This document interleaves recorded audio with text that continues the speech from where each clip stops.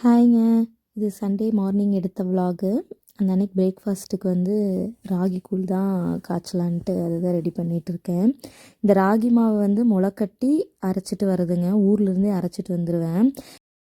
இங்கே ஸ்வீடனில் plug point வந்து 2 பின் தாங்க இருக்கும். நம்மளது மாதிரி அந்த 3 பின் அந்த கான்செப்ட் இங்கே இருக்காது. அப்புறம் ஸ்விட்சுமே இருக்காதுங்க. டைரெக்டாக ப்ளக் பண்ணுற மாதிரி தான் இருக்கும்.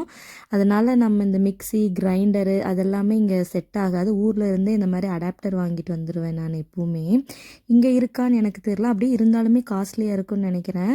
இந்த அன்னைக்கு மாவு அரைக்கணுங்க. இந்த மாதிரி அடாப்டரில் மாட்டிட்டு அதில் ப்ளக் பண்ணால் தான் நம்ம மிக்ஸி கிரைண்டர் எல்லாமே ஒர்க் ஆகுங்க. அந்த அன்னைக்கு வந்து சோள மாவு தான் அரைக்கலான்னு ஊற வச்சுருந்தேன். இந்த சோள மாவு மெஷர்மெண்ட் வந்துங்க 3 கப் சோளம், 1 கப்பு இட்லி ரைஸு, 1 கப் உளுந்து, 1 டீஸ்பூன் வெந்தயம் எல்லாமே நைட்டே ஊற வச்சுருவேன். நான் மொத்தமாக தான் ஊற வச்சுருக்கேன். நீங்கள் வேணும்னா தனித்தனியாக கூட ஊற வச்சுக்கலாம். இங்கே எல்லார் வீட்லேயுமே கன்வென்ஷன் லெவல் இருக்கும். அதை வந்து ஒரு 10 மினிட்ஸுக்கு ப்ரீ ஹீட் பண்ணிக்குவேங்க. ஒரு 200 டிகிரி செல்சியஸில் வச்சு அதுக்கப்புறம் ஆஃப் பண்ணிவிட்டு மாவு எடுத்து மூடி போட்டு அப்படியே உள்ளே வச்சுருவேன். எனக்கு ஒரு 6 to 7 ஹவர்ஸ்லேயே புளிச்சிருங்க. காலையில் அரைச்சேன்னா நைட்டுக்கு எனக்கு கரெக்டாக இருக்கும். அந்த அன்னைக்கு ஒரு 11:30 அந்த மாதிரி தான் அரைச்சி உள்ளே வச்சேன். ஈவினிங் ஆகும்போதே நல்லா மாவு பொங்கி வந்துருச்சு. காட்டுறேன் பாருங்கள். இங்கே குளிரில் வந்து மாவு புளிக்கிறது ரொம்ப கஷ்டம். ஆனால் நான் இந்த மெத்தடு தான் 6 இயர்ஸாகவே ஃபாலோ பண்ணிகிட்டு இருக்கேன்.